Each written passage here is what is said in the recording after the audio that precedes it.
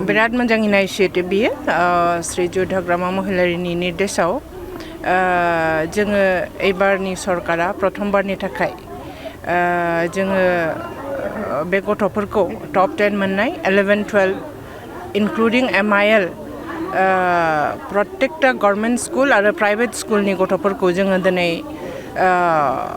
बिथांमोननि बिराद सिगनिफिकेन्ट मोनसे एचिभमेन्ट दाव जों एनकारेज होदों प्रत्येकजन गार्जेनफोरखौ लोगोसे जोङो स्टुडेन्ट्सफोरखौ आरो टिचार्सफोरखौ जोङो मान बावदों गतिके बिथांमोननि जिबननि बिराद मोनसे सिगनिफिकेन्ट डे बे डेआव जोंबो समभागि जानानै बिथांमोनखौ एनकारेज होनायनि थाखाय हाग्रामा महिलारिनि बिथोनाव जोंनि युथ आरो BSU विंसआ जे इनिशिएटिभ लादों बेयो जोबोद गोजोनथाव आरो जोबोद खुसिनि खोथा बियो आरो फैगौ दिनाव मोनसे बेबादि प्लेटफर्म होनायनि जरियते जोङो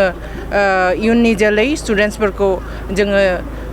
गोजान लामा थाबायनायनि थाखाय एनकारेज आरो कनफिडेन्ट मोनसे होगोन होननानै आं मिजिंथियो